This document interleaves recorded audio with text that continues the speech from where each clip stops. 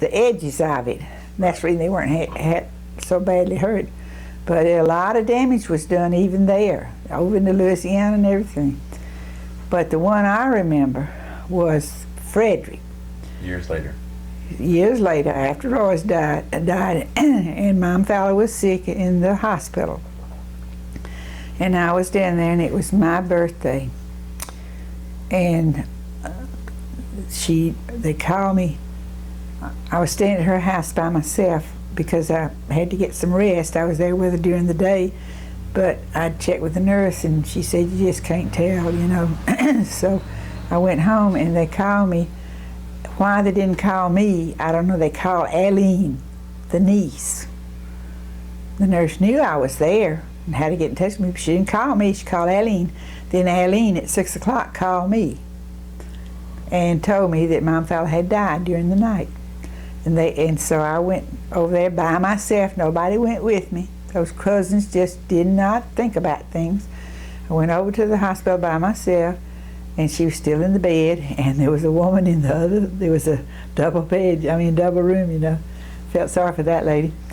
And I called the funeral home and made arrangements for everything like we'd already worked out. And this was 6 o'clock in the morning, and they were already talking about the storm was coming.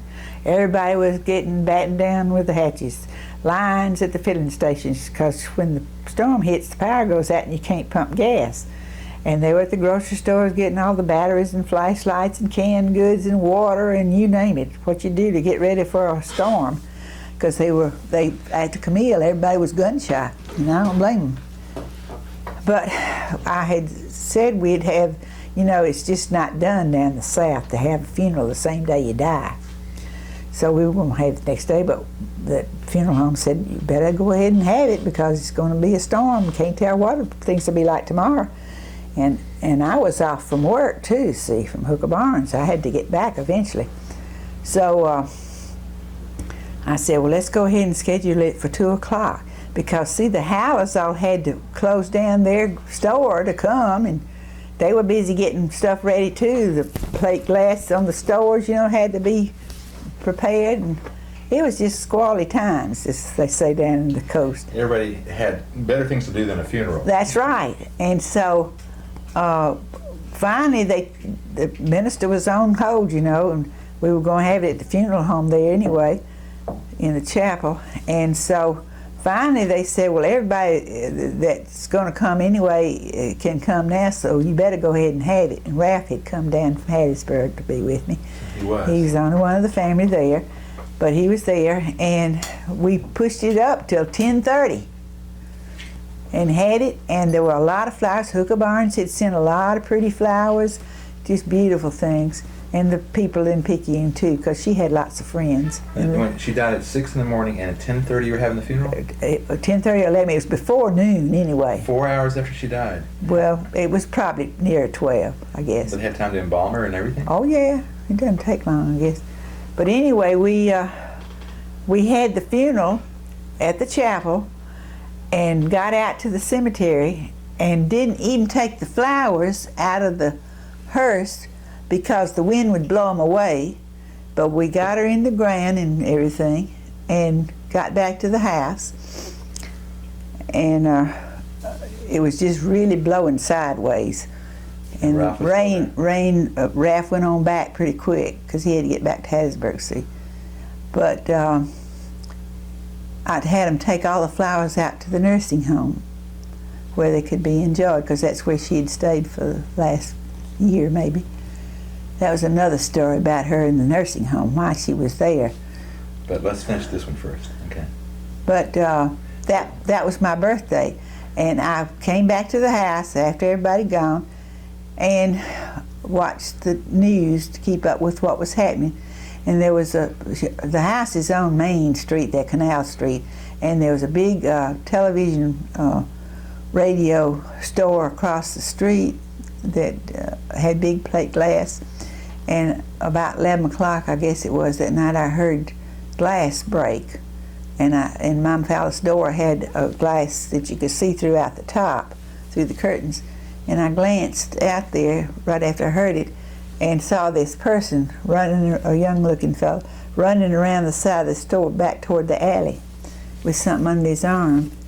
And just reflex, I don't know why, because I'd never been in that situation before, I called the police department and said, you might want to check on that store across the street. I think it's been burglarized, and saw somebody running off. And so they caught a young black guy with a television set 2 blocks away down the alley and put him in jail. And all night I was afraid somebody's going to come and get me because I'd, some of his friends or something. Or maybe he'd get out of jail. I was uneasy. But I got a letter from the police department, the sheriff or police chief or whoever, later on, thanking me for being such a good public-minded citizen. Said if more people would cooperate that way, they could cut down on crime a lot. And then they had to get in touch with the owners of the store to come board it up with plywood and everything, and they thanked me because I had bought a TV set from them for my fella. So we were good friends, but that was... The Crosby's, wasn't it? Crosby, Carl and Crosby. Carl and Crosby, that's right. Used down the snowball stand across the street. That's right. This little baseball field. That's right. Okay. And so this is the same day that the storm... Frederick hit, and it knocked the power off, and took her roof off, and it was shingles and everything gone. She didn't have a tin roof then. And the power was off, and everything in the refrigerator spoiled because I left to go up to Laurel to see about Mother. So you didn't stay for the storm? As soon as I could get out. It was hours, a day or so, the storm was blowing. So you were there during the storm with the roof blowing off?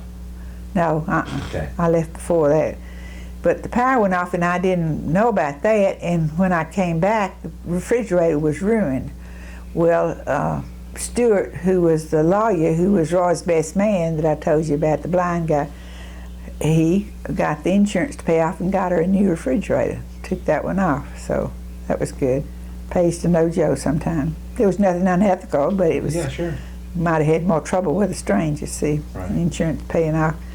But Mr. Smith, next door neighbor, was a carpenter, and he fixed the roof, and everything worked out. Now, how long were you there during the storm? You sitting there all alone with the power off, or did you leave for Laurel? I must have left I left the next day, but it must have been safe to travel then. Right. It must have blown over or blown up to Louisiana or something. I can't remember. Right. But I got to Laurel, and a big tree in Mother's front yard that had been planted when I was born, I think, had blown down. And the Lord had it blow across the street toward the church instead of on her house, which would have ruined her house. And they didn't have any power, and she didn't have any ice or anything. And I got there, and I walked 3 blocks down First Avenue to the ice house and got ice to bring back to keep stuff in the fridge from ruining until they got the power back on it. Helped take care of her. And those were squally times. Wow. Now, go back to, when did Dad propose to you? Oh. Because you dated? We dated for 2 years, and then on Valentine's Day, Mother's only brother, Uncle Henry, lived up in North Mississippi, and he was sick, and Mother had gone up there to see about him, and I was keeping house for Mary Jane and me, but or whoever was there, I don't remember now. This was in '43, and we had an open fire. We didn't have central heat. We had coal burning in the fireplace in the living room, and we'd push in the wintertime. We'd push the sofa around, up where you're sitting facing the fire, closer to it. So, and Roy asked me if I would be his Valentine for life, and I said, "Well, I'll have to ask my mother. She's not home." I said, "I want to, but I have to take care of her, and do my part with 4 others." And he said, "I understand that." And so I said, "Since she gets back, we'll see if it's all right with her, if she can work it out." Well, I did everything I said I would not do. I would not get married during the war.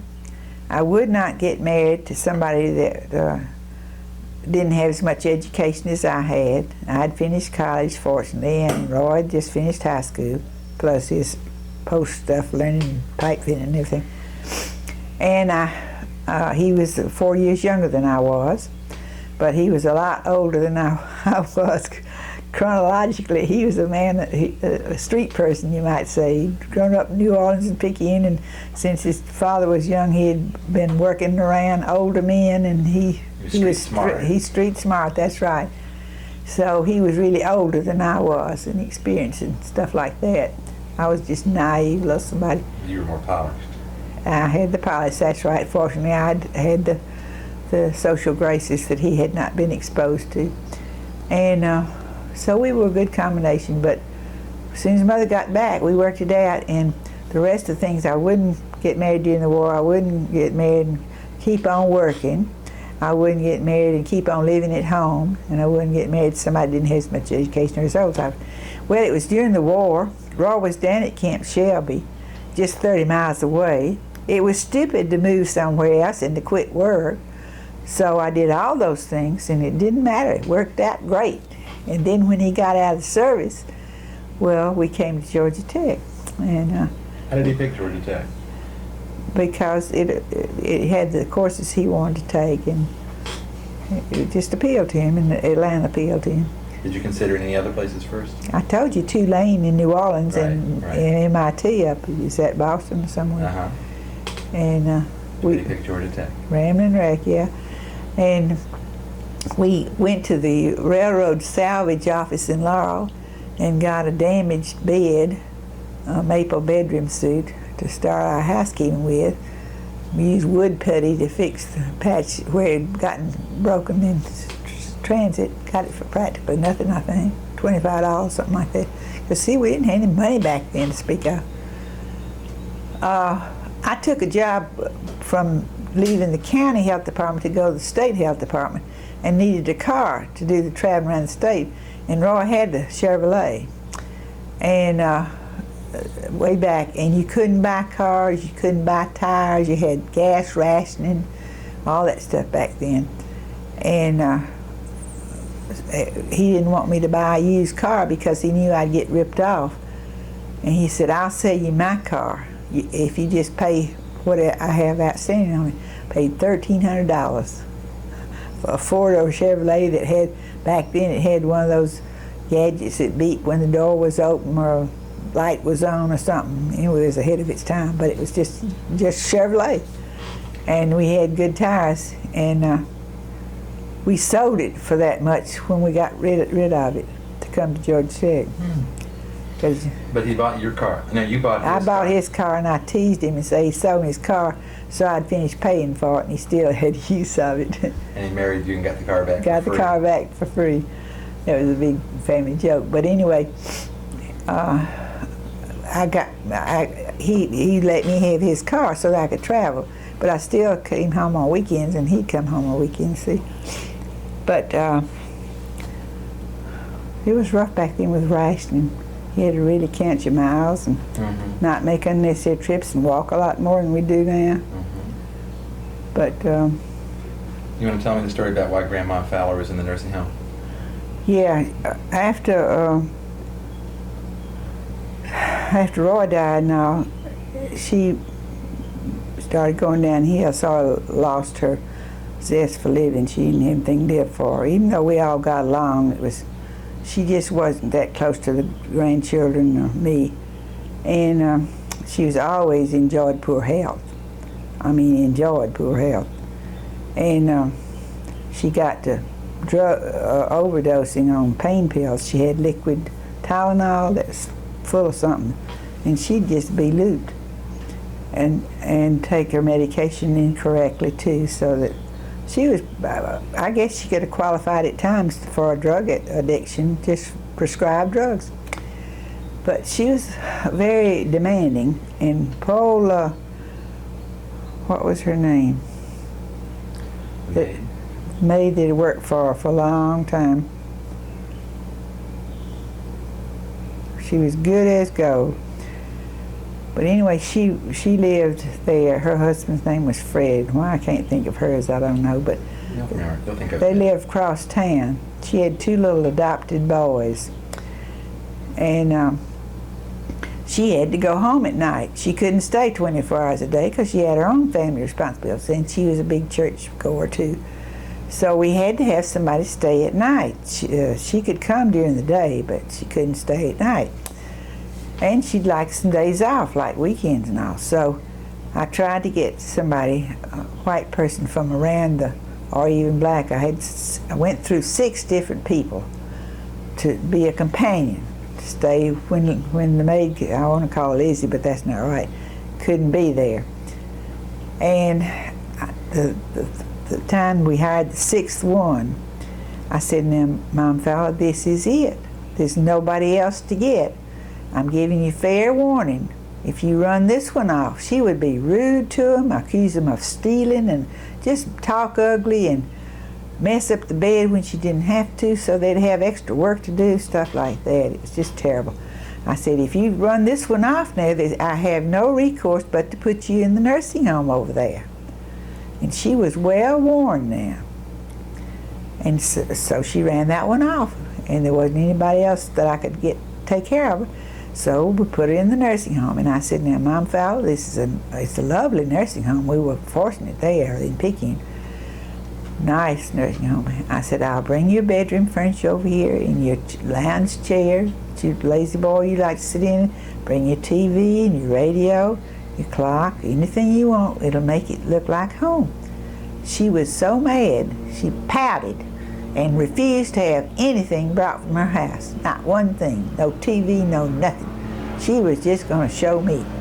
Well, she never got to leave the nursing home. She got sick and went from the nursing home to the hospital there in Peking and died in the hospital. But I went every month, and I arranged for, what is that woman's name? Lizzie, to come every day to the hospital. Paid her $75 a week, just like she'd been making at the house. Just to go and check on Mom Fowler and take care of her laundry, be sure clothes weren't stolen like things get done in the nursing home. She had the best of company, family company, you might say, every day. And once a month, I took off from work and went down to check on her. 500-mile drive. No, it's 400 miles to Picayune times 2. That's 800 miles round trip.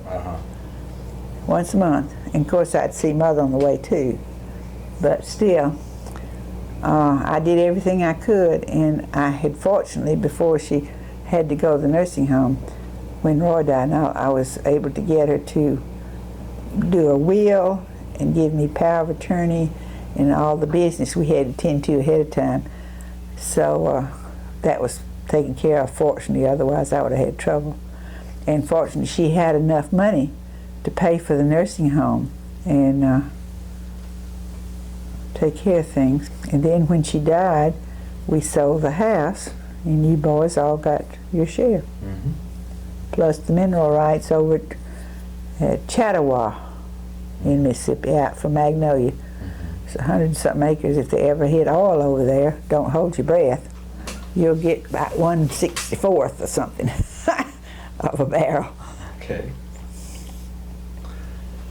So that was a trying time, all of it. Yep, but I don't have any guilty feelings. I'll always know that when Roy died and she was not mentioned in his will, she was so mad.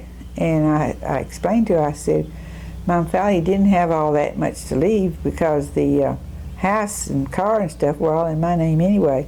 And I said the reason he didn't leave you anything spelled out in his will was because he knew that the boys and I would take care of you as long as you lived. And so that's the way you were left in the will. He trusted us to take care of you.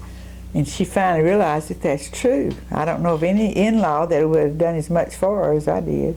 I did my best. So that's the story down there. I've since gone back down there, and after the house was sold, it's sold 2 or 3 times since. And the last time I went by, it had been, the screen porch on the front had been glassed in like a sun porch. The whole was glass from ceiling to floor, and it had been painted a pretty shade of blue, and it's a florist shop. And it was full of flowers and green things, and it looked so happy. It made me feel good. That's cool. The house. I didn't know that part. There was a fig tree in the backyard, though, that had long gone, and there was also a satsuma tree, and they were both gone.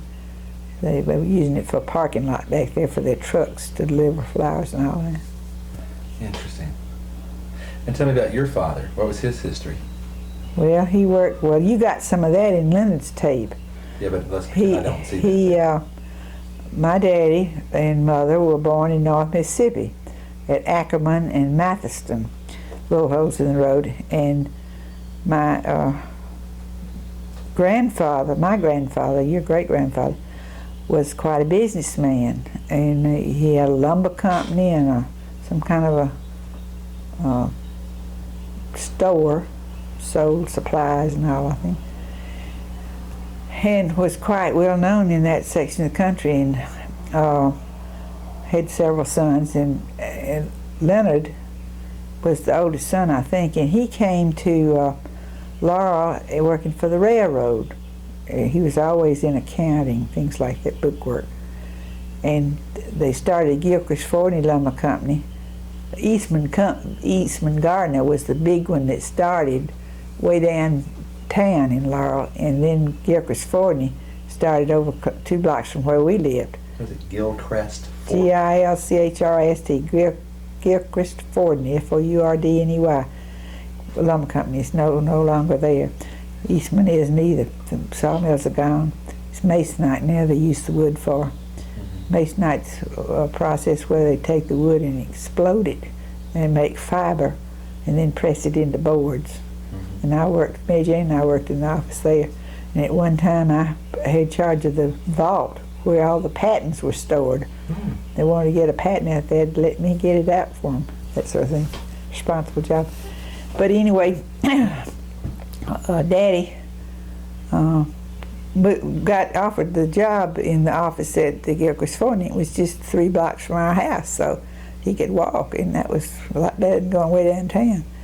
So we had streetcars on trolleys back then on First Avenue, but you had to walk over a block to catch it. It was a lot of trouble and weather and stuff. Anyway, he took the job at Gilchrist Forney and was accounting, and I remember in high school when I was learning to type, on weekends he would let me go over there with him when he had some extra work to catch up on.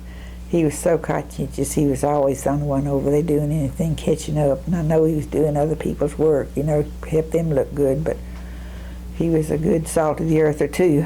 Well, he would let me practice typing on those old standard LC somethings, Underwoods I think it was, stiff. And anyway, I got some typing practice in, which helped me at school. And I'd feel so important because I got to go to the office with Daddy. But as Leonard said in his tape, it was when they moved there in 1914. They got married. I've given you a copy of the letter he wrote to my grandmother saying they were going to get married and everything, and she was such a fine lady and so forth, and he hoped he'd make her happy. They came on the train to Laurel and stayed at a rooming house. They didn't have hotels back then. Rooming house for 2 or 3 weeks after they'd gotten married till they got the house up on 2nd. And they moved in. And I can't remember what the house, like Leonard said, that it was just 2 rooms across. It was always 2 bedrooms with a bath and the kitchen and the dining room with a hall down the middle. That's the way I remember it. Right. And they just added the sleeping porch on. And it had out the kitchen door was an open porch, the width of the kitchen, and nothing down behind the bedroom. The big wide steps. We used to play on those steps. And you'd go out the door of the kitchen onto the porch. And it was a banister up, but it was open. And during the fair, Southeastern Fair, we would get these number 2 wash tubs, fill them up with soapy water, and bring those Rhode Island red chickens up there and give them a bath. Get them all clean and shiny. It's just sparkling, those feathers would be.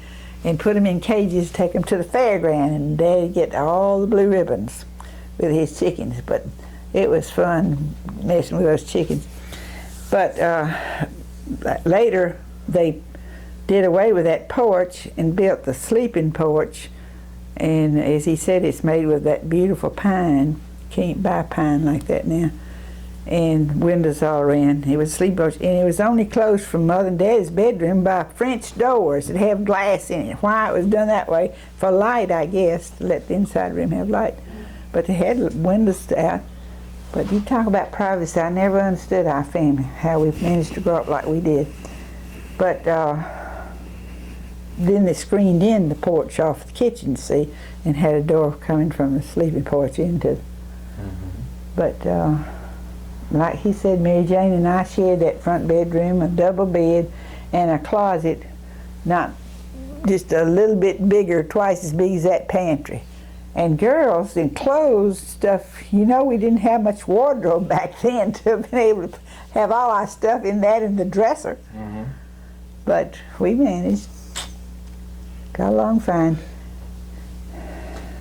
Now, would you just go through the kids in the order, like you're first, and explain a little bit, just a little story about each one of them? Yeah. We got milk and butter and eggs from the lady that lived down in the next block from us. And when I was little, I had coal black hair. They even thought I had some Indian blood in me. It was so coal black straight. And Mother loved to dress me up in white, what they call pinafores, little straight dresses with a little Peter Pan collar. And big thing was to get dressed and walk down the street to Miss Robinson was her name, had the cow and milk. And we'd walk down there to get the milk and eggs and butter. And Mother would get me all cleaned up, and we had this open fireplace, you know. And I'd be dressed up in white, clean, spick and span, and Mother would turn her back to get something on herself, and I'd go sit down and back up in the fireplace and sit down. Get just as smutty. And Mother would be so mad. I'm sure I got plenty of spankings. But it was fun to do, I guess. I don't remember doing she tells about that. But I was born on a Sunday night at 6 o'clock, and they said it was the church across the street. And because in later years I was always at the church, every time the church door opened, I was in the Sunday school and the Christian Endeavor and the junior choir and the senior choir and everything that was going on at church, I was there involved. They teased me, said I was born on a Sunday night, you didn't go to church. But I'm sure I got over that backing up into the fireplace after a few times. But that's one thing Mother told about me. Now, you said you went to get eggs and milk and butter, but I thought y'all had a cow and... Well, that was, we got the cow and all when more children came along, and we couldn't afford to buy. Okay. But I was along, and then 2.5 years later Ralph came, and then 2 years later Leonard came, and then 2.5 years Mary Jane came, and Mary Jane was the doll Mother really wanted. She had the 2 boys and me, and because I was a tomboy too. So when Mary Jane came along, her curly haired, a little blonde, just what Mother wanted, and Mary Jane had, and things were better for us back then too.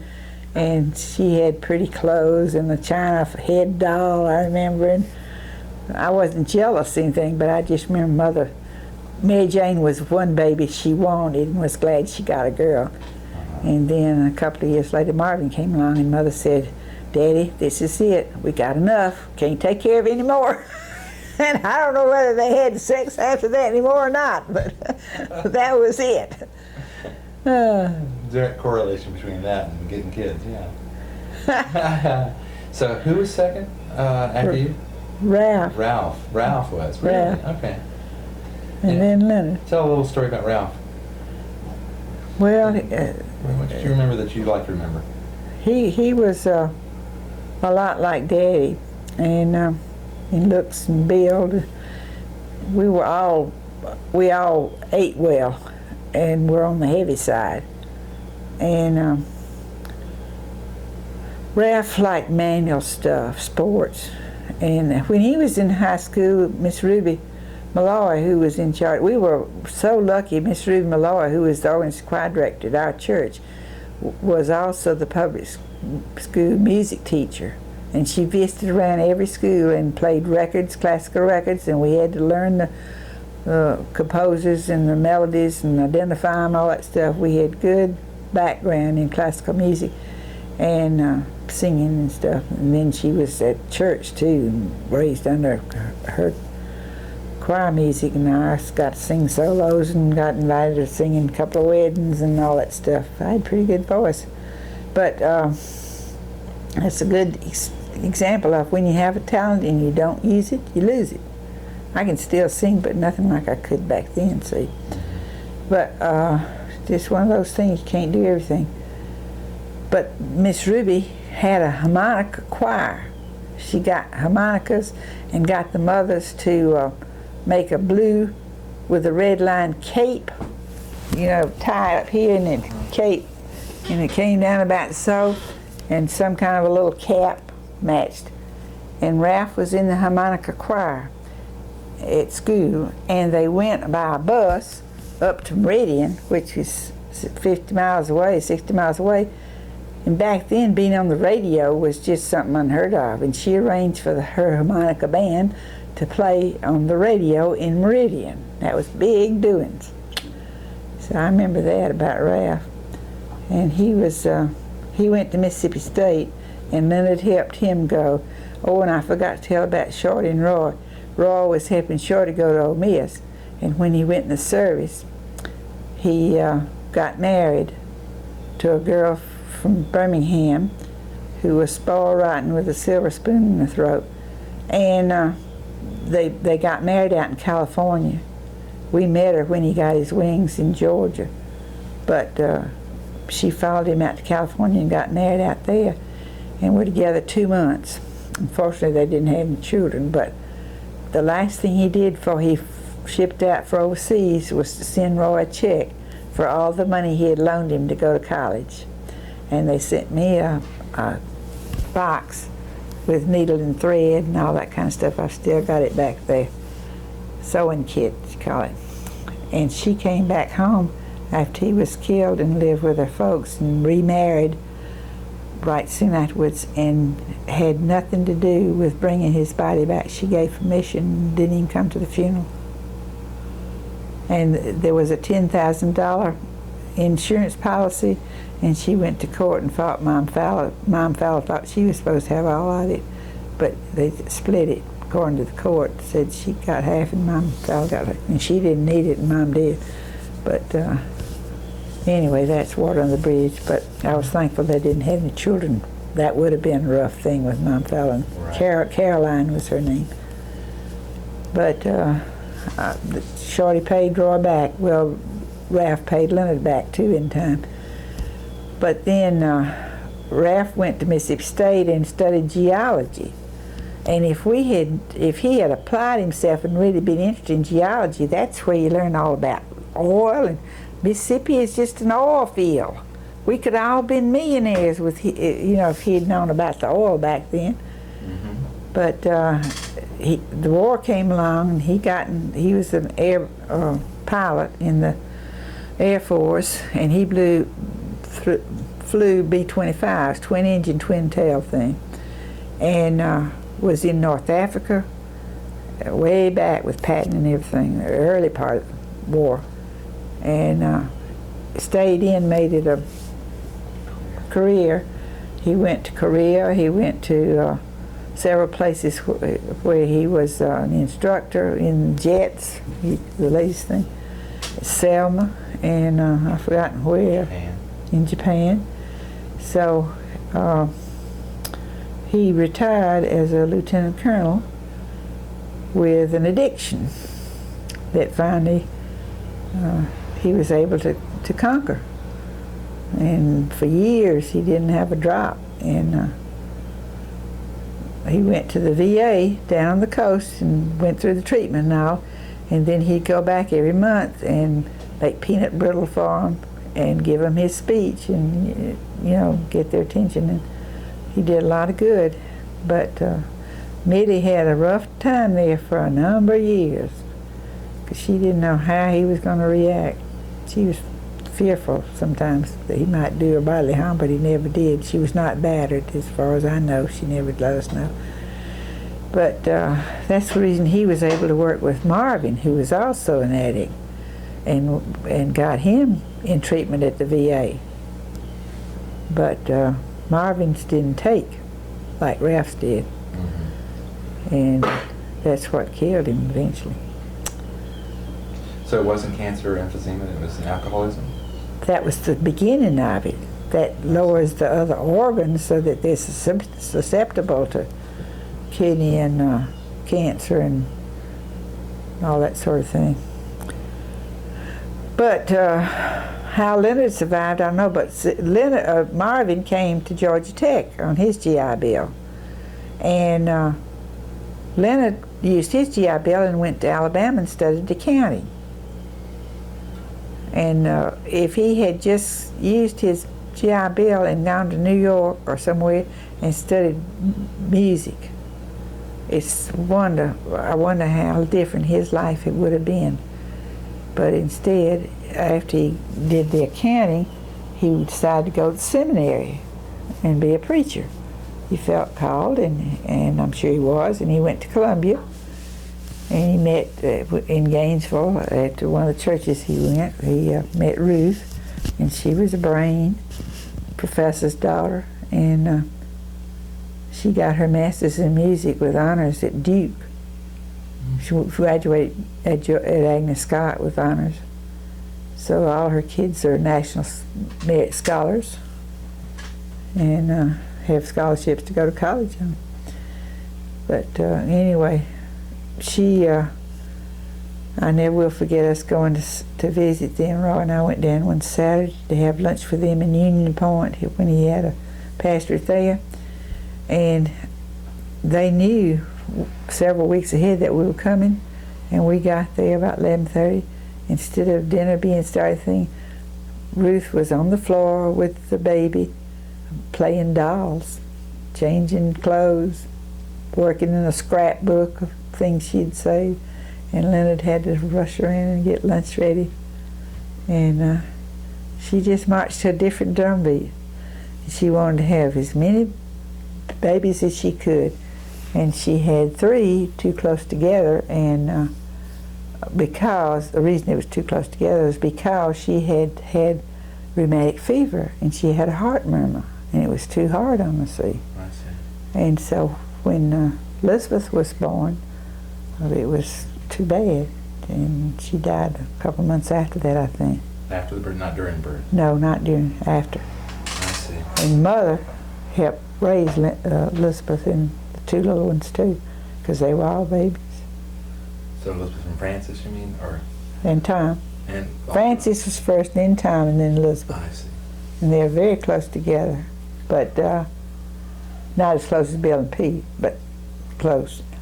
And it was wonderful for Mother, but that's the reason those 3 children are closer to my mother than you all are, because she helped raise them. She was really their mother, the mother they knew for 7, 8 years. And she taught Elizabeth and Francis the facts of life and how to sew and knit and all that kind of stuff, cook. Mm-hmm. So they have a real affinity for Mother and spent a lot of time at that house. That's another reason it was good that Leonard could get the house to finish his days in. Mm-hmm. So Leonard now owns the house? Yeah, when Mother died, fortunately we'd gotten a will fixed, thanks to me. When I got Marvin and Leonard, Mother's will all done, that was a relief. The house went to all 5 of us and everything she had. And we were to, understand what, we were to have back the things we had given her through the years. Mm-hmm. And Mary Jane and I had done more than the others had. And so we all took the things we'd given her. And then, except that Ralph didn't take his refrigerator, stuff like that. I didn't take the marble top or the wicker furniture on the back porch. We left some stuff there so it wouldn't look so empty. What's the marble top? That was this family friend when I was in high school. Ms. Manville was a wonderful gourmet cook. And she had 3 sons, and 2 of them were near my age, one my age and one a little younger, and very popular with all the high school girls, you know. And Ms. Manville than Mr. Manville. He was the one that was the YMCA man. By that time, he had retired. But they loved all the kids. And after Christian Endeavor on Sunday night, they'd have us come out to their house for food, for supper, and best food. And Miss Manville had this marble top on her table, and it's great for making cooking on, making candy, icings, all sorts of stuff. You can use marble top, bread, rolls, all kinds of stuff. And so when they broke up housekeeping, she had a garage sale and moved up near their sons up Chicago somewhere. It wasn't Chicago, but sometime. She broke up. She couldn't take anything with her. And so I got the marble top and a blue mixing bowl over there that she had made umpteen G and wonderful things in. And the wicker furniture. And we bought those for nothing at the garage sale. I felt real guilty, but I gave her what they asked for it. But that has sentimental value to me. Right. But Mother enjoyed using it for the top of the cabinet there because she worked on it some. And now Leonard keeps it all covered up. And he told me a long time ago I could have it. But it's so heavy and it doesn't fit in. I don't need it. So why not just let it stay there? Maybe someday I'll want it in Mexico. Yeah, come get it. Yeah. But otherwise, yeah, I understand. But that's where the marble came in. Okay. Okay, cool. Tell me a little more about Marvin. Well, Marvin came to Georgia Tech, and he worked for the gas company. Went back working for the gas company. Ralph worked for the Mississippi Power Company. Oh. But Marvin worked for the gas company, and he was the manager at Columbia at one time. And he ended up over in Gulfport and was there during Camille and worked 3 days straight, day and night, taking care of emergencies and all, and never got a thank you. But he was married to Betty Ann, and they had one son, Henry, and Henry had rheumatic fever while they were in Columbia. And he was in elementary school, and he was out of school for a year and spoiled rotten, and for years had to take penicillin every day. And but that's when he was spoiled and So we changed him a little. changed him a little. And then his mother she marched to a different drum beat too. And Marvin put up a lot. That's one reason he's an alcoholic. It was an alcoholic, I think. It was an escape for him.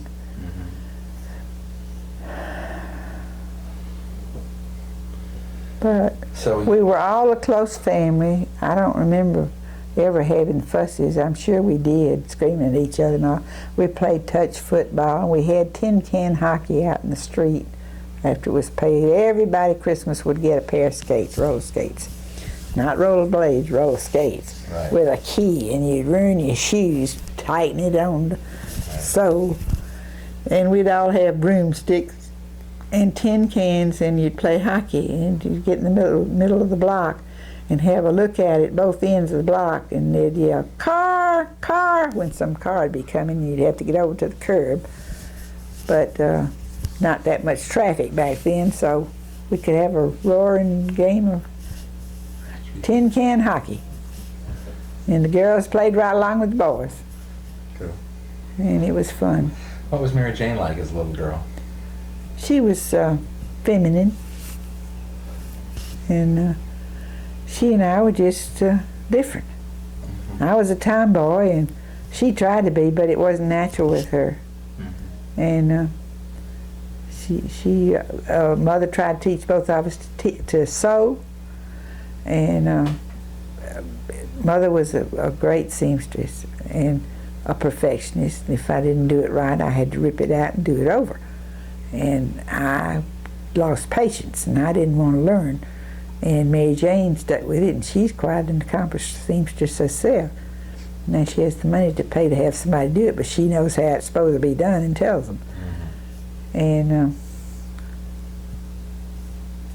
but Becky asked, the girl I roomed with at Belhaven named Becky Blundell, went to New York and worked for, I've forgotten who she worked for, but she called and told me it was during World War II, and she said that I know of a 6-month job up here you can qualify for if you want to come work on the civil service, but it's only promised for 6 months, but it'll probably last longer. And I was going with Roy then, and I wasn't about to leave. He was more important. And so I said, I can't come, but maybe Mary Jane would like to. Well, Mary Jane went, and she got the job, and she roomed with Becky at first, and then got her own place, and right across Central Park from near Columbia University, and went to Columbia at night school, and finished her degree at Columbia University. What was her degree in? Do you know? I don't know. But then she kept a civil service job all those years, and she retired with a good pension. Did she move from New York to Washington? Moved to Washington, And she stayed in federal government service? all that time, She retired. Now she takes Social Security and federal government pension, see. Oh. Double dipping, and he does too. He was with the Maritime something. He's a marine architect. His name is Scott. Yeah, Scott Dillon. Scott Dillon. Cool. When did you go to Lake Look at that Winnipesaukee? little chipmunk. I know, I saw it. When did you go to Lake Winnipesaukee? Tell me about that. Right in the soon after I graduated from college in '37, or it was '38 maybe. But Becky was in New York, and she asked me to come visit her. And she had an old beat up Ford. I mean, it was an old timer. And she said, come on up and visit. And she said, I'll take a week's vacation. We'll go up to New England. So I bought a book at the bookstore on seeing New England. Still got it somewhere. And I rode up on the train to Amtrak. It wasn't Amtrak then, it was a Southern. And rode to New York, and she met me, and she worked the week, 1 week I was there, and would be off after work, and at night and we'd do things. And she introduced me to, she's half Jewish, Becky is. Her mother was Jewish, and her father was a Methodist, supposed to be. He was a cracker salesman, Nabisco or somebody like that, traveling salesman. And at Belhaven we were required to take Bible, and she didn't have a full Bible, New Testament, and her mother had to come over from Kansas City to go with her to buy a full Bible. I never will forget that. Her mother's very prim and proper too. Sweet and Becky's that way. All the social graces. She had elocution, and drama and that kind of stuff. She loved it. But she's done real well. But what was I going to say now? Becky was dating this Jewish fella, and he had a brother. So when I came up there, she arranged for us to double date, and they took us to the Paradise Room on top of the Waldorf Astoria somewhere fancy in New York way back then in the 30s. And we had dinner and dancing, and he gave me, when I got back, he gave me that little urn that's Spiegel. I mean, what is that? It's real famous crystal anyway. Oh. Not Spiegel. Waterford. What is it? It's right in there, the little cigarette urn. I want to get the name so we'll have it right. Right. But it was real nice, and I was not aware of the value of crystal back then. But the little round thing on the round pie crust table where the plant is. Oh, brass? Glass, Glass. Oh. See the plant right here behind the Ned Kelly. By Ned Kelly. That's it. Bring it here. Okay. That's good, famous crystal that presidents use. Steuben glass. Oh my, that's Steuben glass? That's Steuben glass. It's etched. It has the name on it. I never knew that you had some Steuben glass. And he sent that to me. And he also sent me a book on a story on the lower Mississippi River. It was an interesting book. And we wrote a few times, but that was it. But a funny story I haven't told y'all before is going up on the train. They had a big convention of some kind in New Orleans, and all these conventioneers were on the train. And I was fresh out of college and naive and wet behind the ears. And anyway, I've forgotten. It must have been somebody with me. But anyway, this man struck up an acquaintance and took me to lunch on the train. And we got to know each other, and he found out where I was going to visit. And I found out he lived in New Jersey, Montclair, New Jersey, I think. And he had a family and this, that, and other. And so he was just real nice. And so he called and asked to take Becky and me to lunch one day in New York. And I was collecting coffee spoons back then, and he gave me a spoon that has the skyline of New York on it.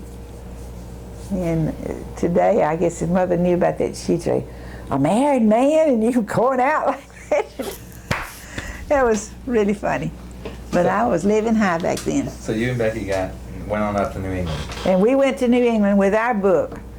On Friday afternoon we left, and when we'd read something, and with some side trip would sound interesting, we'd just detour over there. We had no set schedule or anything, and didn't have to let anybody know where we are or anything. Mm-hmm. And so we went all the way up to Portland, Maine, and across Vermont, New Hampshire, and back down that way in the week's time.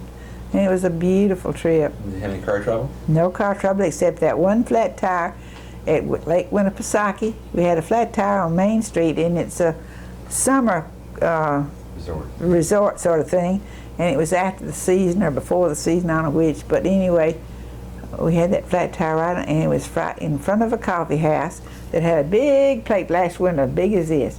And I'll never forget, this man came walking down the sidewalk in a white suit, must have been spring, and he went in and got a cup of coffee and sat at the table right there to watch us change that tire. And that's when I got so mad. I said, "There's not a gentleman in New Hampshire that wouldn't help us change it." We got it changed, and we got back to New York all right. That was quite a trip. It was fun. That's good. Not having to punch a clock or anything. Right. Because we were both working, see, and on vacation. Right. Wow. And Becky and I started off being roommates our freshman year, and we just couldn't get along. And finally, beginning our sophomore year, we both agreed to disagree. And fortunately, there was a vacant room, and Ms. White let us separate. And she moved by herself, and I stayed by myself, and we continued to be friends to this day. Whereas if we had kept on living together, we'd have been enemies probably. Mm-hmm. Isn't that strange? Mm-hmm. She's very opinionated, and she's right, and I was sure general too. You never have an opinion? No. So we wouldn't give. But she's a great girl. Huh. One Thanksgiving, I went home with one of the girls, a bunch of us, and I think Becky was in the group, went home with a girl that lived over at Vicksburg or somewhere. And it was Thanksgiving weekend, and we walked across the Mississippi River Bridge just to be able to say we did it. That's a long walk, too. That's neat. Well, tell me about, we used to go to some women who owned a camp. Yeah, that was Mary Elizabeth. She was my roommate my senior year in college, Mary Elizabeth Thompson. She was a year behind me. But she and Skipper. And now I would guess they were, or you know what, but we didn't know it at the time. But they owned a girls' camp at North Georgia, and that's where the mica was too. They invested in the mica that Roy found.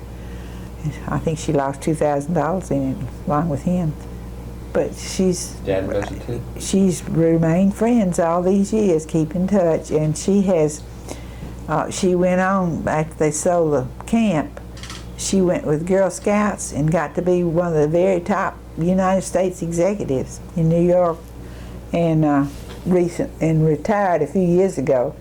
She owned a house in Memphis with another friend, another girl, who just died last year with cancer, and it was a bad illness. And so I had a note from Thompson 2 or 3 weeks ago saying that she had sold her house and was moving to a retirement village in South Carolina, somewhere near her brother. Same thing I've got here. She's moving to one there, and be near her brother. And so it's that time in life for her to be settling down. So she's moved by now. But we get a birthday and Christmas card every year from each other. Thompson. Her name's Mary Elizabeth. Mary Elizabeth Thompson. I'm glad to know that. I remember the mica. So Dad and she both invested in a mica mine? He got her to invest. But it didn't pan out. I didn't know anything about that. I remember vague stories. Do you remember any of them of Dad when he was growing up being a post hole digger? Oh, he did a little bit of everything. Just anything to make money, see, back then. Set up pens and duck pens for nickel a game. Yeah, that's right, at the Y. And so it is before Brunswick. Yeah. Where they had automatic pen setters. Right. Huh. He pumped gas, he dug ditches for the highway department or the street department or something. He's just done a little bit of everything. What was the most fun about your marriage? Of all, looking at it from beginning to end? What was the high point for you? Having y'all. Yeah. Being a mommy. Yeah. Mommy and daddy, being a family. Yeah. Because he was a good father, I think. It was, the Lord knew what he's doing though when he gave us boys, 3 boys. Because I remember one time Mother came to visit and she said, "If you boys have anything you want me to do while I'm here?" And you all ran and got your blue jeans and brought them. And Mother patched one of the knees for somebody, and whoever it was brought it and said, "Now, Mama, this is the way you're supposed to do it." Oh, low blow. Because I could patch it, but it didn't look right, you know. I'd just get it whole covered up, and that was it. And I said, if I'd had daughters, it would have broken Roy up buying dresses, because I just couldn't sew like other girls could. I didn't want to. I didn't like to. I could have done it if I'd had to, but I didn't have to. But the boys, and I was sort of a tomboy too, see, and Roy was an athlete. He liked tennis and stuff, so it was good that he had boys to take care of.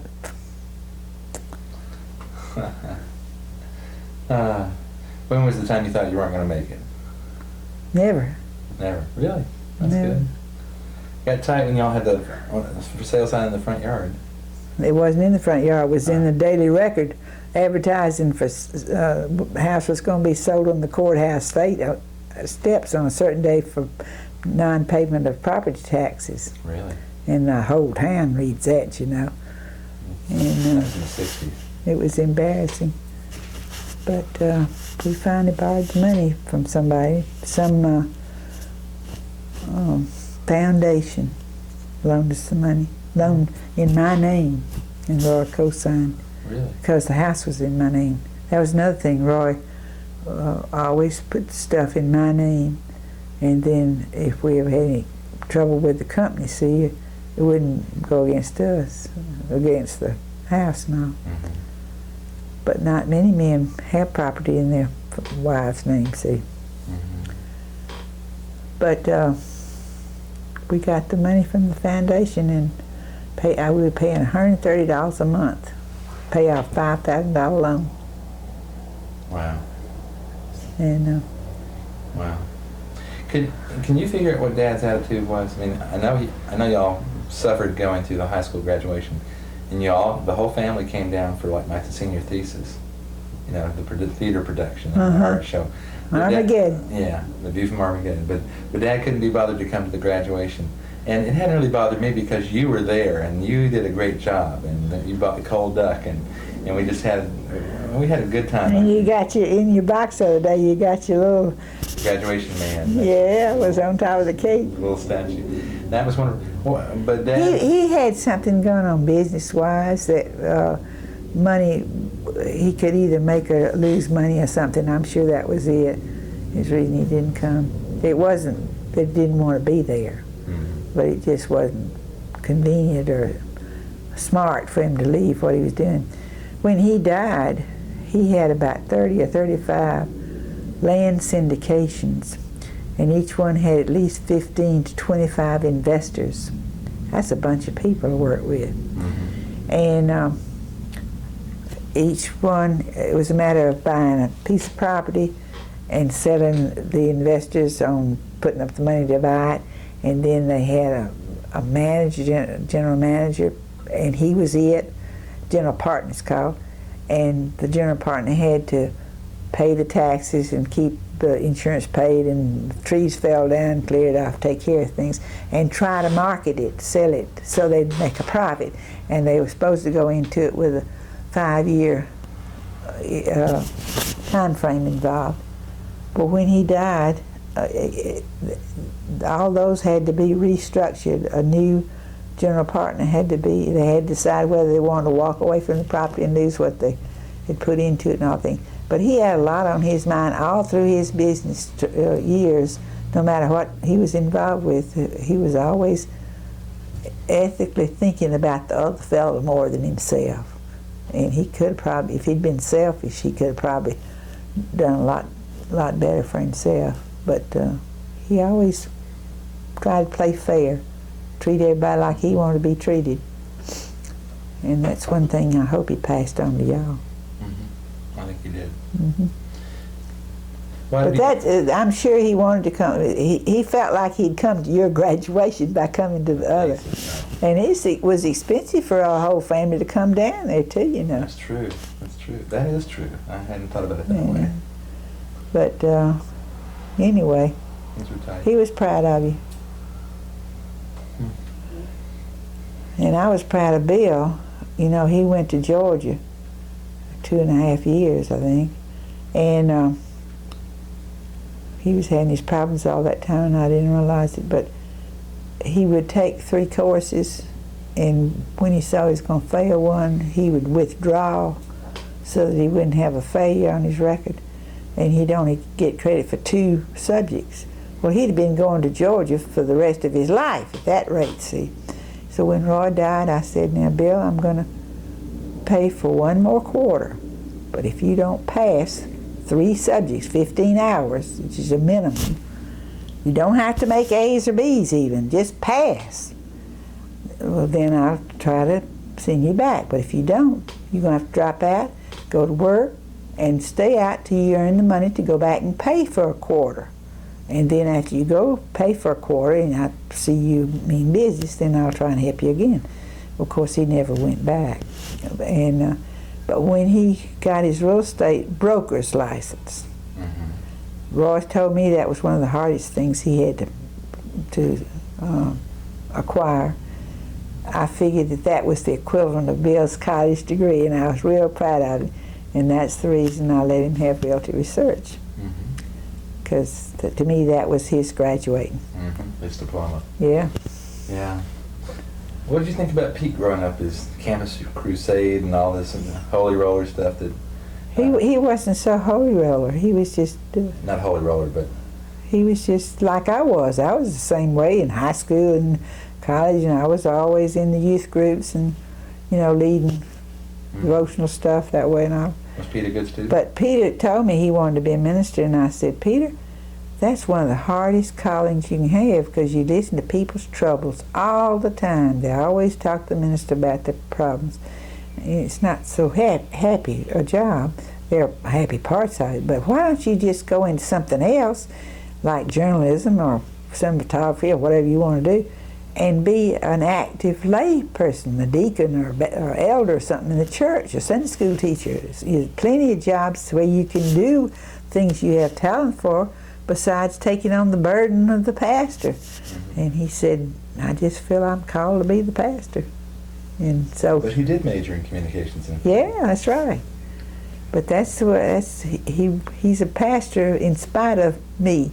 I didn't encourage him to do it. I didn't keep him from it, or after he made up his mind, discourage him. I was proud of him. But I think that's one of Linda's problems. He was depressive personality anyway, and he would take the burdens of his congregation on his back and not be able to get rid of it, take it all personally, and it just got him down. But if he had been into music. I think that his salvation has been his music, being able to compose and express himself in his notes. So. How many copyrights does he have? 17 copyrights. He's composed more than that, but he's had that many copyrighted. And I was so pleased that one of them got in the hymn book. You know, that's meant so much to him and his family. But he is musically talented, I think. He can play the 4 foot pipe organ. That's not many folks as good at that as he was. That's interesting. Let's see what else. What did you think about me going off to be a hippie in California?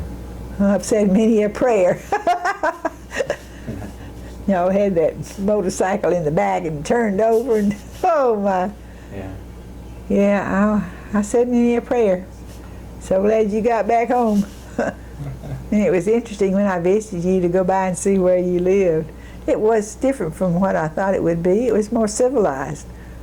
Not as way out. Rough. Yeah, that's right. Yeah, I was pleasantly surprised. I think that's a direct effect of growing up here, that I wouldn't accept something lower. Yeah. In the slum area. Right. Yeah, that was a nice neighborhood, I thought. Yeah. $150 a month. Back then. Now it's $2,000. Did you tell me you'd been in to see what it looked like? Yeah, I did. In '84, I went in, and there's an architect living there. I guess he was glad to talk to you. Yeah, because I was wearing a suit, so I wasn't threatening. I was there for the Democratic convention. So, but I'm glad you went by and saw that with me. Yeah, I enjoyed that trip. And up on the south of town, where the wind blows so, you look down. Twin Peaks. Yeah, Twin Peaks. That was interesting. Wow. Golden Gate Bridge. Muir Woods. Muir Woods, yeah. I saw something about that on television not long ago. That man was ahead of his time. Really was, John Muir. Well, since we've lived here, gosh, for 34 years, it seems, I think. 1960. We moved here in March, and we didn't sell the house up there till June. And as soon as we moved in, the Barneses had not kept the pool up, and they had spent the money to get it all fixed up and the heater going, and we were steam rising. We were going to swim right away I think there's still ice on the ground. But the first 6 weeks of, and this was way back in the 60s now, our gas bill was nearly $200 for heating the house and the pool. Ooh. So we turned off the heater right fast. But we were going to start swimming right away. And we've all enjoyed it through the years. But the worst was we had the pool here, and y'all got on the swim team over at the club and just lived over there in the summer. And I would have to take the boatswain's pipe and lean out the window and blow for you, whistle y'all to come home. You just stay over there all the time, which was nice for me in a lot of ways, but still, you should have been home more. But we have some experiences over there. Remember the first time you used the canteen? Came home, Daddy, you can have anything you want. All you have to do is sign your daddy's name. Daddy had to have a heart-to-heart after that first bill. You treating everybody at the club, I think, not just yours.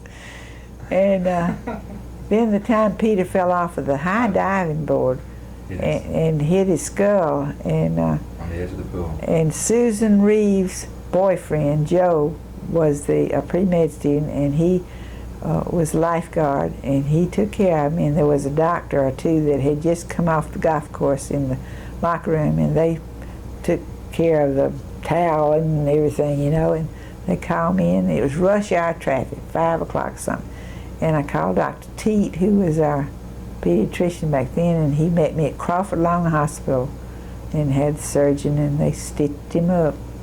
And you could see the skull bone. It was down there. And poor Pete, he's not making a sound. He was in shock, I'm sure, but he didn't cry or anything. But Joe, I'll never forget, he held him in his arms. He's a doctor now, and lives around here somewhere. But I told Miss Reeves, Ed, Susan's daddy, died not long ago, and I told Francis to tell Joe that I never would forget how kind he was to feeding me that day. And she told him he was pleased. He smiled. That's cool. Yeah, he went on to be a good doctor. That's neat. Well, after you lived here this many years, I mean, a lot of your friends are gone now from here, or moved away, or died. There's not a street here that is not somebody that's gone, man or woman. Yeah. Do you have a lot of real mixed emotions about moving? Well, yeah. Tell me about that. Ms. Lagarde used to say that I'm not going to leave this house till they take me out feet first. Well, she went out feet first, but was on an ambulance stretcher to go to the hospital. But I miss people like her, taking her to the grocery store and stuff. And the Gordies, they're both gone now, and that house has been empty for over a year. It's criminal the way that trust department is not getting rid of it. They didn't have any children, and the money was all left to the opera, the ballet, the Georgia Tech, the church, all institutions and they all have to agree with the trust department for them to sell the house. And at least that's what we've been told, and they're dragging their feet. I think the trust department's just getting money for servicing the account, see. But I miss them. Mr. Gordy used to sit out in that yard every day pulling weeds. One day I walked over and I said, Mr. Gordy, you're wasting your time. Don't you know the wind's going to blow all my weeds right over here and reseed? He laughed. He said, well, it gives me something to do. Nellie Parks. Yeah, Miss Parks had lupus. She was a sweet person. Who was your other best friend in the neighborhood? Well, I got Bernice Rayford, and I got Anza Robinson, and those are the two best ones. But they're all the girls in the garden club, Virginia Brannon, and the Downings, Lily Downing, Jean, poor Jean, you remember her? She, I think, must have Alzheimer's. She's just lost it. And Elizabeth Hawes, you remember her? She's got it, and finally sold her house and moved into a Buckhead high-rise, same place her son Darryl has one. They're not together, but at least he can look out, check on her. Miss Maddox. And Miss Maddox is in a nursing home and doesn't know where she is. And he is about to die with heart trouble or something, and it's Clyde and James don't take care of him. She's in Gainesville and Clyde's in Washington, and James comes down maybe once a year. Clyde, Helen, next door neighbor, has to call and tell him he's in the emergency at the hospital, and she waits till the next day to come check on him. Just terrible. He ought to be in a nursing home too, but it's pitiful. But the stairs are the main thing that you're just... No, they are my salvation, because I need, they sell these step things now for people to take exercise on. Well, those steps, I don't go down them every day. I go down them to do wash about once a year. Once a week, and I go down to take the garbage about twice every other day, something like that, and to check on things, empty the dehumidifier. Of course, in the wintertime, I don't run the dehumidifier.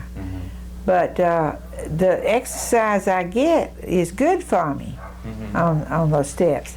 The thing that is scary about steps is that you will fall. And nobody will know you're there. And nobody know I'm there. I always hold the rail and take it very slowly. Good. So you don't have to worry about the steps. I never go down holding anything without being able to hold onto the rail. I always hold the rail. So you don't have to worry about that. But the steps have kept me going. All the time. Yeah. And the pool. And the pool, that's right. Because you're getting exercise in that. That's right. Well, I remember my first house is my favorite. The one in Martin's Crossing in Stone Mountain that you helped me buy. And without your help, I wouldn't have. You helped me with the down payment by being an employee of Hooker Barnes, and then you bought me the deck. $400 deck. That's right, but it was the world to me. And we got some model furniture. Some lamps, which I still got. And some tables. And a bunch of Hooker Barnes furniture. Remember that? I mean, after Dad died, you helped me get some furniture. Drafting table. A lot of good stuff we got, real cheap. And Should have gotten it for nothing. I know, we should. Belonged to us, Yeah, but I was too ethical. that's right. Not too ethical. You can't be too ethical, but Just I like was that. too honest. So did all that. So my favorite memory is Martin's Crossing and the fact that Dad, started the neighborhood, and then you took over, and then you helped me out on it, and you became Dad. You were the super mom, and so that's the house I remember. But I don't miss living there anymore, and I assume Park Ridge Crescent's a good memory. No, did Bill not tell you about going out there recently Well, to Park Ridge Crescent and seeing the house? It's for sale for $125,000. It was empty, and we went into the Montgomery house, and they let us go all over, and they're real arty folks, and see how they had changed it inside. It was interesting. So your house was empty. Yeah, it was for sale. Interesting. And we had paid $13,500, and they were asking $125,000. Guess we should have kept it. And so then there's the house up on Little John Trail, and then this house. Yeah, Those are the three places we really lived that we owned. yeah. Which one was your favorite? I would have preferred to stay up on Little John. So so is it the people here, or do you have any sentimental attachment to this house that when you move you're going to go? I'm going to miss Mike and Bill. The neighbors. So it's the people. It's not the building. Yeah, that's right. It's the people that. And I'll make friends out there, and it'll be a place out there then. Yeah. So you don't have to worry about that. Yeah. I'll be happy. People that's true wherever you go. If you move from California to Timbuktu, until you make friends, it's just another strange place. And that's the reason I want you to really think through moving to Santa Fe, because right now you've got a couple of friends out there that you feel very close to. They may not always be there. Right. Maybe won't be there until you get there. Mm-hmm. So you must think in making decisions about moving places to why you're moving. Right. You want to be some. Most people go to a new place for a particular reason, like a job, Right. rather than people. Right. And opportunities and things like that to make a living. But I want you to really think through wherever you move, why you're moving, and there you are. Mm-hmm. Good. Take it a day at a time. Well, I was thinking it was appropriate since you are on the verge of moving from here, Yeah. in the next half year.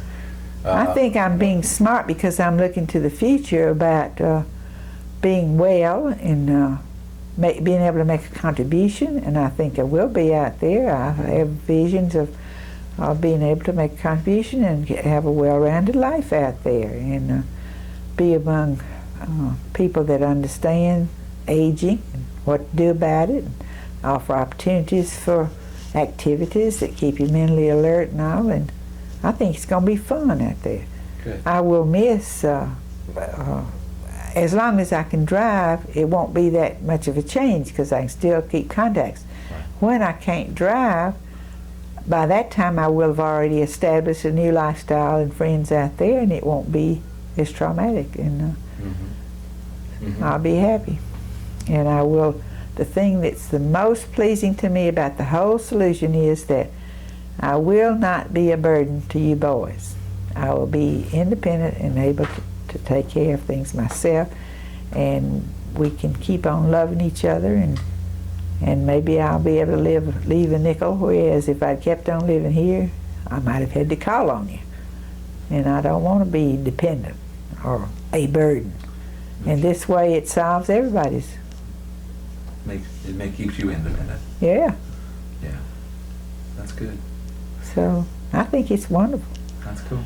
We're going to miss it here, but we have all these memories and pictures, and for the time being still friends around, contacts. Mm-hmm. And I can expect, as long as I can drive, to continue to be a member of the garden clubs. And it's simply, I can still come back to the meetings and see and be active in it. Come to the picnic in the summer and the Christmas open house in the winter, stuff like that. And have the girls come out, and I expect to start playing bridge out there sometime, which I haven't been able to here. There are several bridge. I was invited a couple of times to play bridge, but it didn't work out that I was free to do it. Bridge, some people say, is a waste of time, but it's mental exercise. Mm-hmm. And as long as you just play conversational bridge, which I do. Now Becky, my friend from Belhaven, plays contract bridge, duplicate bridge. They're in it for blood. Not that they gamble, but they, they're perfectionists. If you don't do it right, they don't want to mess with you. I don't like to play that way. It's just for fun, relaxation, but mental stimulus. Mm-hmm.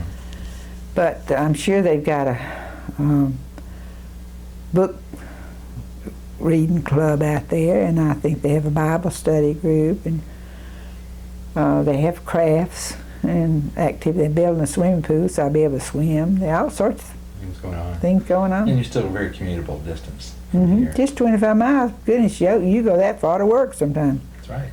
That's right. All right. So you don't have any qualms about me moving, and I think we ought to wrap this thing up, because we have worn you out. You'll never be able to get all this edited into a reasonable length of time. Well, did I cover all the things you wanted me to? For now. I want to maybe take some more tomorrow. I wish we can come up with a whole new set of stuff. Oh yeah, we'd never get through. So we'll stop the tape for now and take a break for the evening. Yeah. And you got to get ready to go to the party. Wedding. Won't be long. Do you want some supper before you go? No. I think the hors d'oeuvres and stuff at the end will be, the reception will probably be enough. You sure? Yeah. Well, you can have something Thai Joe before you go. Just tell me what you want. Pimento cheese sandwich. All right. I've got to go to the bank, to the store too. Okay. Well, I'm going to wrap this up. This is the end of this part of the tape, and we'll stop right now to continue. All right. You see that now? Okay. Let's start at the beginning. Tell me the story about this vase. Yeah. Mother was active in her garden club, and one day some group was having a flower show downtown in Laurel, and Mother had a beautiful red rose, and we were talking about it, and I said, Mother, why don't you enter your red rose in the flower show? You might win a blue ribbon. And she said, well, I just don't have time to mess with it. If you want to take it, you can. So I took the red rose down and entered it in the show, and she won first prize. And in addition to blue ribbon, she got this vase that's made out of Czechoslovakian glass that has etching of a ship on it and bubbles in it. It's a unique glass-made, green-tinted thing from Czechoslovakia. Mm-hmm. And she gave it to me because she wouldn't have it if I hadn't helped her win it by taking the rose down.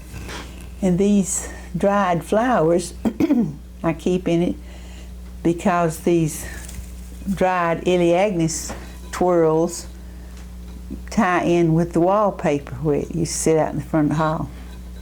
Mm-hmm. That's cool. But Roy used to say they were dust catchers. And he's true. I mean, it's true. But everything's a dust catcher if you leave it long enough. Yeah. Yeah.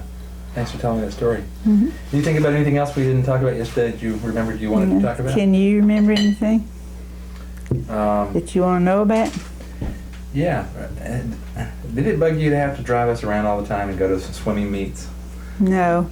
Oh, I want to tell about the time I took the riding group out to Lovett School. Okay. Okay. That's worth recording for posterity, because we all believe in prayer and divine intervention and stuff. But there were about 6 little boys in our neighborhood that were going to Lovett School at this time, and it was my day to drive, and for some reason I got up on the wrong side of the bed that day. Everything was going wrong, and I don't know what Bill and Pete or either one of them did to tick me off, but I was just fussing the whole way to school, and the little boys quiet as mice and so happy to get to school, get out of that car when we got there. And I can't even remember what it was all about now, but all the way home from Lovett I felt real guilty and bad that it's all right to reprimand kids, but you shouldn't do it in front of their peers. And I came and I sat at this table and had my second cup of coffee and opened up the Bible, and it just flopped open to Proverbs, and it says, "Chasten thy son while there is yet time." So I said the Lord was trying to make me feel better. Didn't justify me screaming at him all the way to school, but anyway, he was giving me a little pat on the back, I think. That's cool. That's cool. And coming home, I shared with the boys what had happened, and they were all smiling all the way home. I apologized. That's cool. That's cool. Tell me the story again about, because I mean, a lot of times passed, and I think, you know, what's the real story about you and Dad deciding not to travel together? Oh, Okay. we were afraid we might be killed in a common disaster. Why? And leave y'all orphans. And we didn't want to have Mary Jane or somebody else bring you up. And so that way you and Sheard always had one of us around. Uh-huh. And so... And we did go to Mexico together, though, to a insurance salesperson's convention one time, and left y'all with Grandma Fowler. And you were always glad for us to get back the few times we ever left y'all. Mother kept you one time, I think we went somewhere. We did go together a few times, but there were a lot of accidents along about that time, and we just thought it was better not to. Was this the big Orly air crash? It might have been the one where the people from the Art Center got 100 and some out of the cream of the society around here. Yeah. And made you stop and think anyway, and it wasn't necessary to go together every time anyway. Everybody needs some space away by yourself sometime, and that was our way of getting space from the children and your husband or wife, whatever, and get your battery recharged, as Roy used to call it. So worked out all right. And then you have more memories to share when you get back together. Okay. Tell me about your trip on the SS France. Oh yeah, Roy was supposed to go to some meeting in Europe, and had his reservations made, and couldn't get his money back if you know, because the money that had been put down. And for some reason, something came up and he couldn't go. And so he said, instead of losing my money, why don't you go and use the ticket instead? And it happened to be on the return maiden voyage of the SS France, a new French ship, first class everything. And so I went to sail from New York. That time Mary Jane was living in New York, and so I stayed with her, and she went to the ship with me and went on in and saw the stateroom. I had a private stateroom, and Roy had sent flowers in a fruit bowl and candy, all the usual going away stuff, and bon voyage. It was fun. And I was by myself. That's the only thing that wasn't as pleasant it could have been if you'd had a buddy to go along with you. But you know, I made friends and wasn't reticent. I didn't stay in my stateroom all the time. I explored. But I was in the first class, and we had seatings with the captain's table and stuff. But I made friends with a lady from England who was on her way back home from visiting her daughter and her family in the States. And she was a widow, and she wanted to move to the United States, but because of the law, she couldn't bring her money out of England. And so she was just trapped there, see. She had to stay. And I felt sorry for her, but we got to be good friends and took in the movies and the floor shows and everything else that was available on the ship. It was good. And she got off at Southampton, where we landed. And I have never heard from her since, but I often wondered what happened to her. She's a lovely person. And where'd you go next? From from Southampton, where people got off and they unloaded cars and a lot of other stuff, we went across the channel to Le Havre, France. And there you got on a boat train. A train meets the dock, and you get on a boat and on a train and go into Paris. And the train's over there in compartments. It's not a long thing like we have here. And nobody in my compartment was speaking English. And my little bit of French that I'd had, I could get a word here and there, but not enough to make sense of what they were saying. Anyway, it's like our English. It was conversational French, I'm sure. But got to the railroad station in Paris about 10 o'clock at night. Didn't know a soul. I didn't have my ticket for the rest of the trip or reservations at the hotel or anything, because I think it was Cook that the agency we dealt with, their agent was supposed to meet me with all the rest of the stuff for me and take me to my hotel. And so I waited, and everybody was clearing out, and not many folks left around, and I was a little leery. Finally, this man came up, middle-aged man came over and introduced himself and showed me his identification and gave me the rest of my stuff and took me in a taxi to the hotel. And he said, I had to change your reservation because the one they had you booked in has been torn down.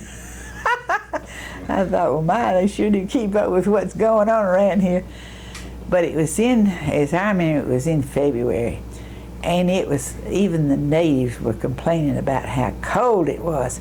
And I'll have you know that I slept in all my clothes with my heavy coat on and a scarf on and all the cover in the room, and still was miserable. It was cold. First class, but cold. yeah, in this hotel it wasn't, and they used 25-watt bulbs. It was dark and the water just dribbled, but it was right around the corner from the Louvre. I could walk around to the museum and had a wonderful time exploring that. And I walked over to, it wasn't too far from Montmartre and Sacre-Coeur, and the artists on the sidewalk painting along Seine. And the prettiest thing I've ever seen in my life, I think, was the rose window in Notre Dame. It was just beautiful. I've seen rose windows, and we had beautiful windows in our church, but this one in Notre Dame, the rose window, is a big thing, but it was just beautiful. It stands out in my memory. But I went to the Moulin Rouge and in a taxi, and felt real funny sitting there on the second row by myself with all these other people around. And I went to several French restaurants, and I picked up things in the shops along the street too. But I was saving my money too. I was scared to spend it because that wasn't the end of the trip. Went from Paris to by airplane to Brussels, Belgium, and that's where the atomium. It's the thing that was built when they had the World's Fair, and it's a nuclear thing. I mean, you got sphere here and sphere here and around, you know, like an atom. Right. And exhibits on that. And the thing I remember about that was that you got off the streetcar or the bus, and you had a long walk up a hill to where this place was. And you saw the exhibits, then you had to walk way back down to catch the bus again. And they didn't run every 2 minutes. Like something was on an hour or something like that. And there was a car when I came out. There was a car with a man in it that followed along the curb by the sidewalk real slow. Didn't say a word, but just real slow, and gave me very uncomfortable feeling. And I was so thankful when I got down there the bus was waiting and I could get on. That's the only time I got scared on the whole trip. And I don't know what I would have done then. That was before I had a whistle or anything like I carry now. But it made it a little exciting. But from Brussels I went to Amsterdam and went to where the tulips, they were having a flower show. It was a humongous warehouse, just huge, and they had exhibits put up all around, and the most gorgeous things, tulips and jonquils as big as dinner plates. The blossoms were, I'm not exaggerating, every color of the rainbow, just gorgeous. And also other plants too, but they're noted for their bulbs, you know. So that was a real treat to get to see all those flowers. But Amsterdam has a lot of canals that they use like streets, and everybody rides bicycles. And they all have little mirrors sticking out of the apartment windows where they can keep up with what's going on with their neighbors up and down the street. And there was a word started with a P, and I have racked my brain to remember what it was, but the talking about the peddlers and something else, referring to the peeping Tom thing with the mirrors. But I can't remember what the expressions were, but that's what people were called back then in Amsterdam. But there were bees or something like that. My mind's... Maybe it was bees instead of peas. I know it was two words that were well. And I was supposed to go to Edinburgh and make connections with Vibeke, the exchange student that lived with the Rayfords. And she was going to meet me. And it was so miserably cold and all. And Roy called one night and I said, Roy, would you mind if I come home now and come back to Edinburgh another time? And I think it was 2 weeks and I was going to stay 3. So I think he was ready for me to come home anyway. He said, it's all right with me, see if you can get your reservations. And so I called Vibeke and got her and told her I wanted a rain check, I'd come another time. And I missed going through there and through Scotland and Ireland and England, touching base, see. But, which is a shame. And I never have gotten back that part of the trip, but I don't care. But anyway, I came home and got the reservations and flew out of Amsterdam, and we came over the Arctic Circle, made up this way, and where it had taken us 5 days to go across the Atlantic on the boat, it took us 7 hours to come back from England, from there, Amsterdam to New York. And I got home in a taxi from the airport in Atlanta about 2 o'clock in the morning, and Roy was sure glad to see me, and this place looked like a mansion. It always does whenever I go off and come home again. Other places are beautiful, but no place like home. So that was the memories of that trip. That's a good one. Thank you. Uh-huh. How about your trip to Japan and Hong Kong and Australia? What was Oh, that was something else too. Yeah. But getting back to the SS France, they gave us some mementos, and I have a gold coin of the SS France. And someday I'm going to, Norway bought that ship and refurbished it and calls it the SS Norway instead of the SS France. And so someday I hope to take a cruise on the SS Norway and take my coin for the SS France and talk to the skipper about it. Cool. I think that would be neat. Yeah. But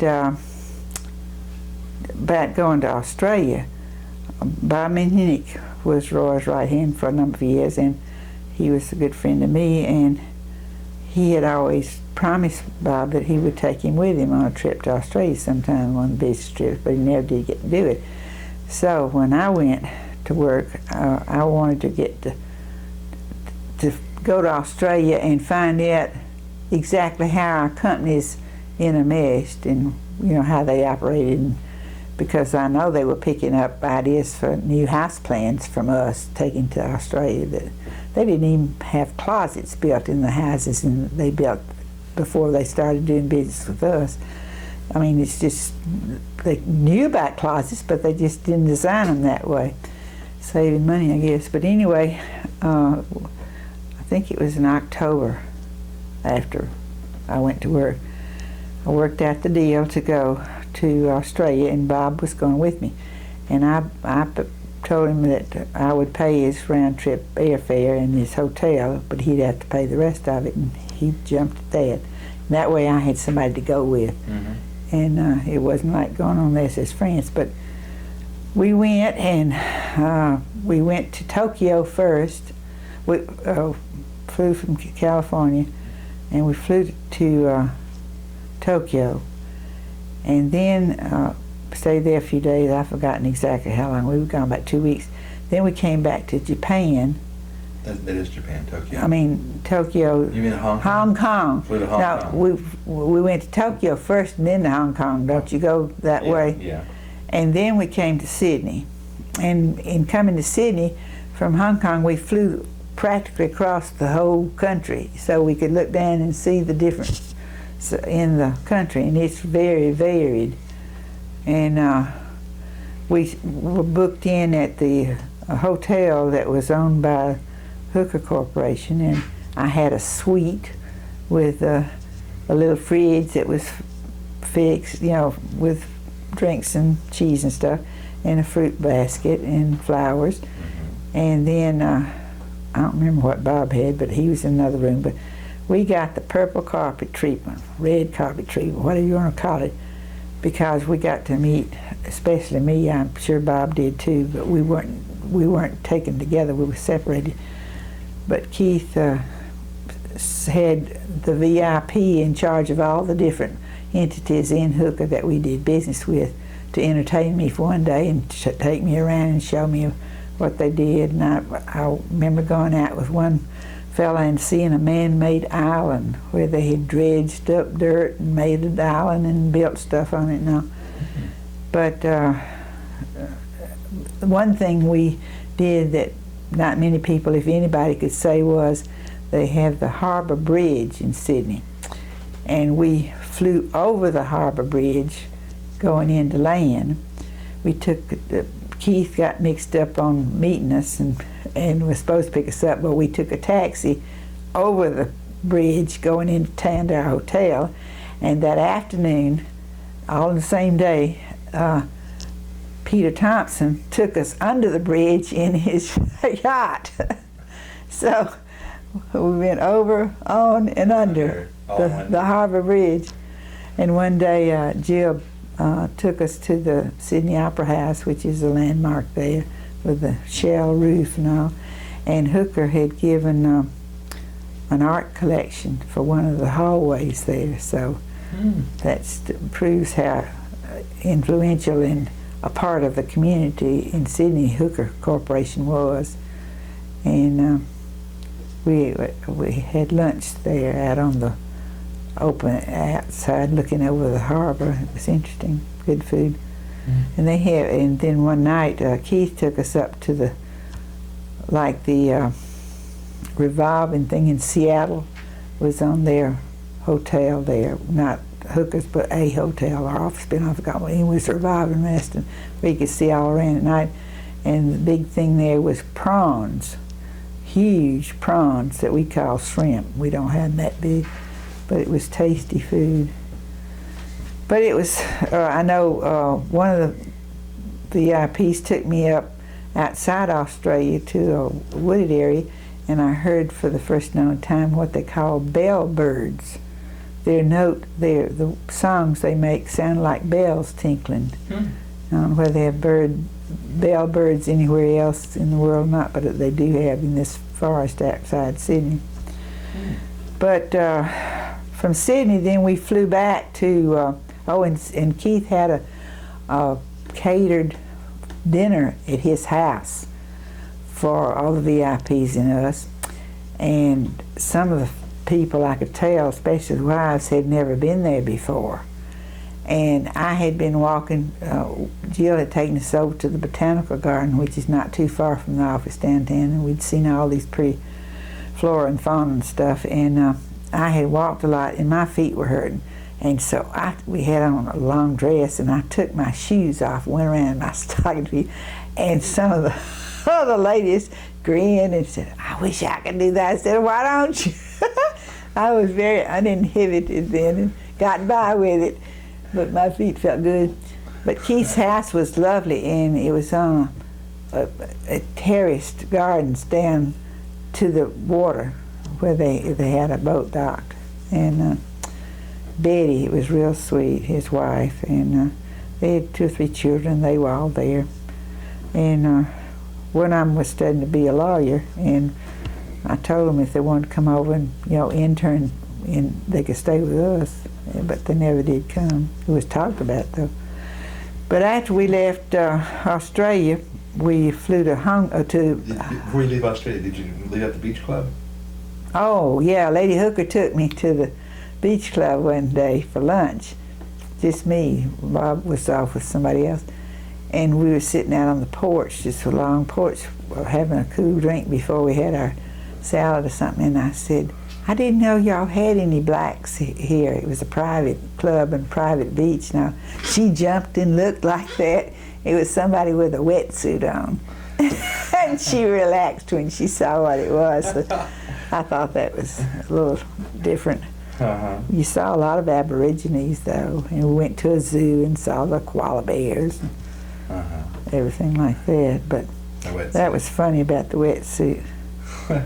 And I think that since then, see, this was back in '76. Times have changed there too. Right. But way back then, you could they would pay you to immigrate over there and give you land if you'd promised to stay a certain length of time. So they got a lot of varied nationalities as a result of that. But at one time, we thought seriously of immigrating there and going to real estate because the people and the lifestyle is very similar to the States, and it was supposed to be cheaper there.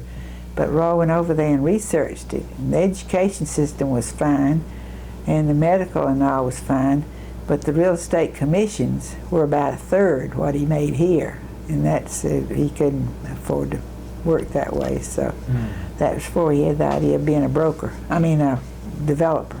And his taxes were, the socialist country, so their taxes were Taxes were higher. a lot higher. Yeah. But through the years, a lot of the Australian VIPs have visited over here, and I have a lot of good friends, contacts from them. What are the stories about the two paintings in the living rooms? Oh, Roy went over there on one of his visits. He acquired these because through his association with Hooker and their art exhibit, he began to really think about investing in art, and he got these two pictures. And since Hooker was the financial partner, he was always over there trying to get more money for more development, see. And I mean, that was part of the business they worked with. Right. And figuring out how to get money from other countries. Keith would go on trips around the world to contact banks and people with money to invest, and I'll sell on Hooker investments too. But one of these pictures is called The Highwayman, and they always kidded Roy, called him Ned Kelly, because he was a highway robber. They came over there to rob Hooker all the time. And Ned Kelly in Australia is known like our, who? Jesse James. Jesse James, or other outlaws, that were robbers. But that was funny, that's the connection. And the other is, we liked it because it had the mother and the baby and all, and it was a family picture. And there's a stamp too. And it was a famous painting that was put on a stamp, Australian stamp, and we have one of those. Cool. So where'd you go from Australia? We came back to Honolulu, Hawaii. And we stayed on the Big Island, and it happened to be the weekend that they have a big festival once a year. And the main street is blocked off for blocks, and they have platforms built up every block for performers and special events. And it was very interesting to see the flowers. Flowers are gorgeous there. And we took a light aircraft flight over the volcanoes and went to Maui, I believe, and had lunch. But one thing we didn't do by choice was to go out to the monument for the World War II, the ships that are sunk. No, we didn't see that. I've seen it only from the air. Yeah. Uh-huh. Little dot. Interesting. And then you came back through California, I assume. Through California, huh? Mm-hmm. Came back home. What was the... Back to work. Since we all participated in it, we have our own memories. What are your high points or and low points, I guess, of your drive across America with Bill and Pete? And what year was that? 61? It's when you were 15. I thought it was 13. No, 15. I thought 13. It was 62, I think. Well, whatever.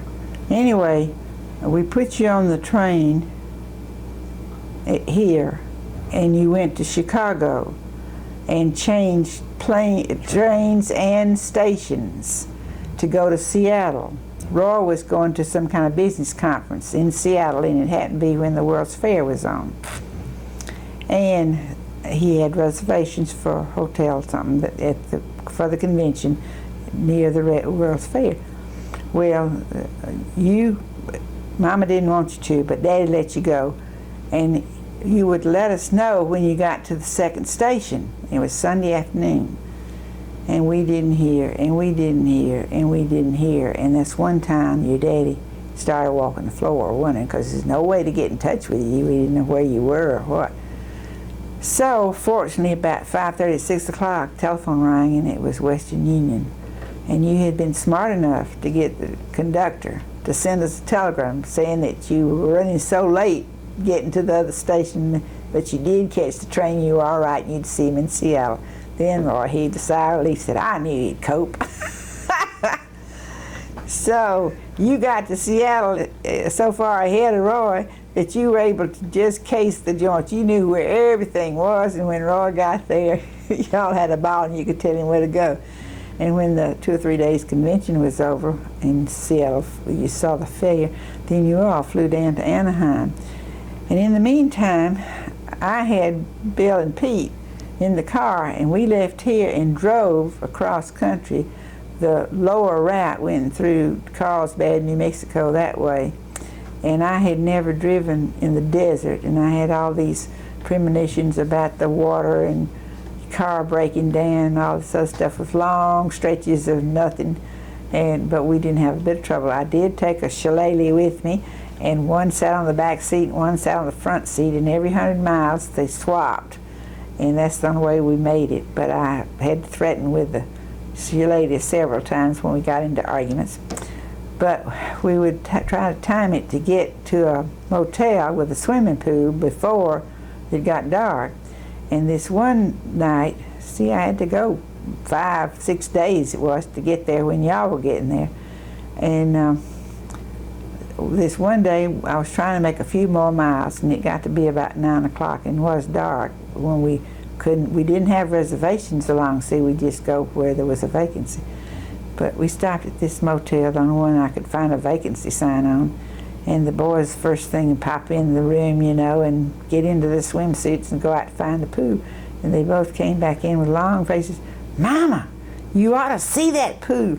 It's full of beetles. And the whole surface of the pool was covered with beetles at night. They were mad, like it was my fault.